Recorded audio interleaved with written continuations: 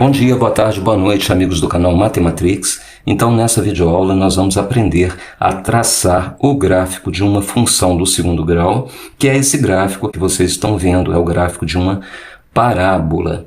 Pois bem, existe uma playlist aqui nesse canal sobre equações do segundo grau, onde nós aprendemos vários métodos diferentes para a resolução da equação, ou seja, para obter as raízes da equação. Depois vocês conferem essa playlist porque tem métodos muito práticos e muito pouco conhecidos, inclusive, para a resolução da equação do segundo grau, é bastante interessante. Então, nós temos a equação do segundo grau. A equação ela é uma identidade. Uma identidade, como é a equação, ela, dizendo de uma forma mais rigorosa, ela não admitiria gráfico. Não existe gráfico de uma equação. Existe gráfico de uma função que está associada a essa equação de segundo grau. Então, nós podemos definir uma função f de x, que seria ax2 mais bx mais c. Não é mais uma equação, é uma função.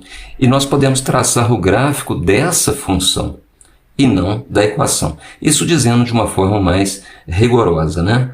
Pois bem, vamos resolver então por meio de um exemplo.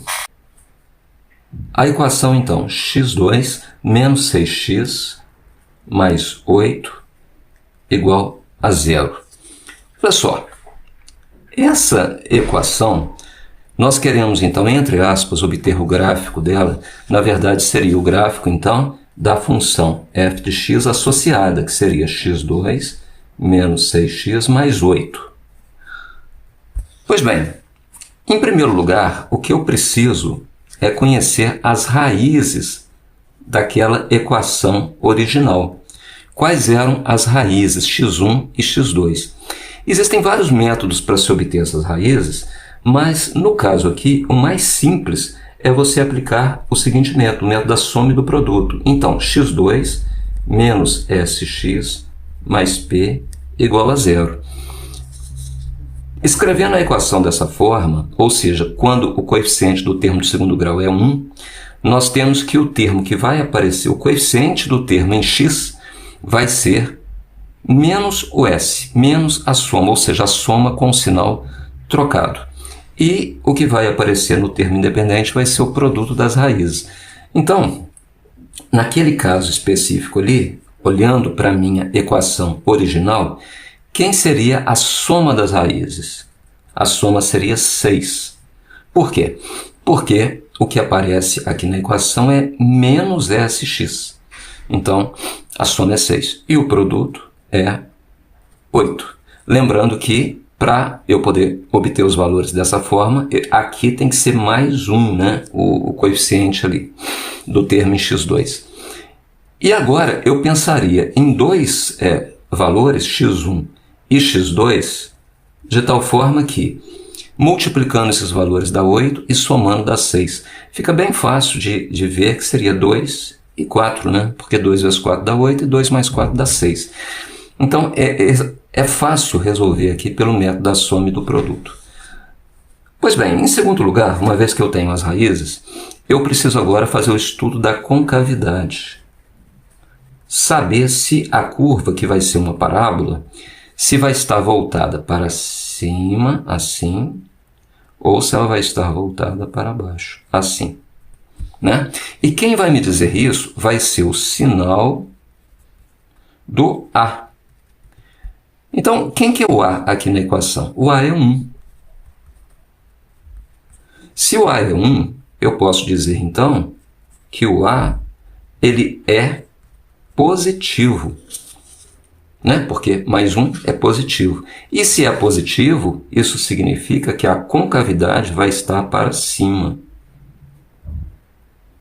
Certo?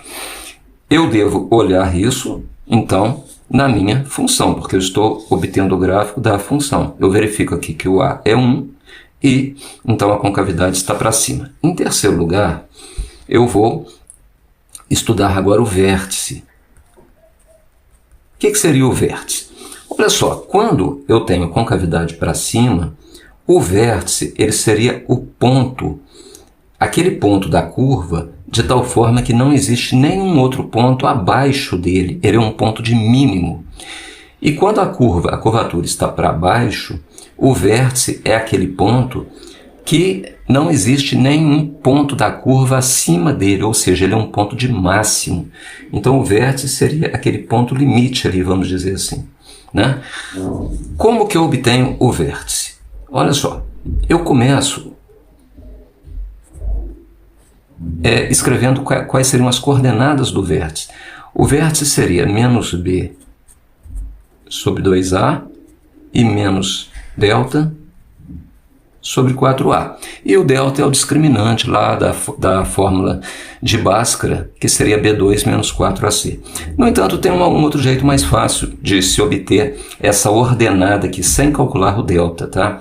Vamos primeiro calcular quem seria a abscissa do vértice, né? Que seria menos b sobre 2a. Seria o x do vértice, vamos dizer assim. X do vértice. Menos b sobre 2a, olha. O b, quem é o b? Olhando ali. O b é menos 6. Então, menos o b vai ficar mais 6. Dividido por 2a, o a é 1. Então, dividido por 2. Então, isso aqui vai dar 3. Uma vez que eu conheço qual é a abscissa do vértice, para conhecer a ordenada do vértice, basta substituir esse x na f de x, que seria x2 menos 6x mais 8. É uma outra forma de fazer. Poderia também calcular por aqui. Calcula o delta, em seguida faz menos delta sobre 4a. Substituindo aqui o x por 3, eu obteria o seguinte, olha. 3 ao quadrado menos 6, que multiplica 3, mais 8. Isso aqui daria, 3 ao quadrado dá 9, menos 6 vezes 3, 18, com mais 8. Olha, 9 menos 18 dá menos 9, mais 8 dá menos 1. Eu calculei esse termo aqui, que seria a ordenada do vértice. Então, seria o y do vértice, vamos dizer assim. O y do vértice seria menos 1. Então, agora eu conheço o vértice. O vértice ele é um ponto do plano cartesiano que vai ter um x, que vai ser 3, e vai ter um y, que vai ser menos 1. Pronto, conheço o vértice. E agora, por último, nós vamos obter um ponto de passagem da curva pelo eixo y. Eu vou chamar de corte no eixo y. Por quê? Olha só, quando eu for traçar, fazer aqui aqui é x, aqui é y. Imagina que eu tenha uma parábola que faça o seguinte, por exemplo. Ela tem concavidade para cima e ela corta o eixo y num determinado ponto.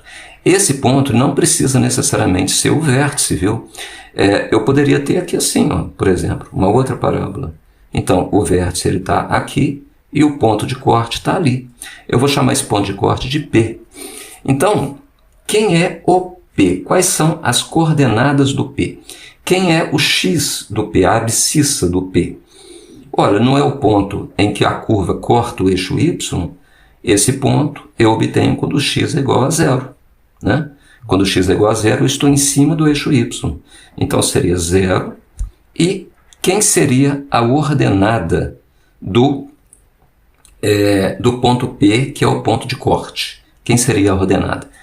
A ordenada bastaria substituir o x não tem que ser 0, substituir o x por 0 na função. Então, olha só, vou escrever a função aqui.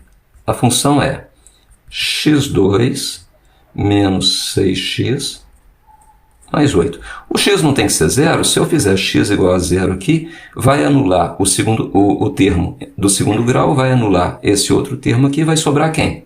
8. Sempre vai sobrar a constante, o termo independente do x, porque o x tem que ser 0. O x tem que ser 0 porque eu estou em cima do eixo y. Então, eu obtenho aqui, no caso, 8. Ou seja, as coordenadas do ponto P, que é o ponto de corte no eixo y, sempre vai ser 0 e vai ser o C, lá da minha equação original. Ax2 mais bx mais c, porque sumindo esse primeiro e sumindo esse segundo, sobra o C, que é quando o f de x é calculado para x igual a zero. Uma vez que eu conheço o ponto de corte, conheço o vértice, conheço as raízes e conheço a concavidade, eu posso então traçar a curva, que é a curva que vocês passam a ver novamente aí na tela. Foi calculado com base nesses valores aqui. Bom, digam no comentário se vocês entenderam, se foi fácil, se foi difícil. Eu vou fazer um outro vídeo sobre isso, com um outro exemplo. Deixem o like nesse vídeo, se inscrevam no canal e compartilhem o vídeo para outras pessoas que possam se interessar. Um abraço, fiquem bem.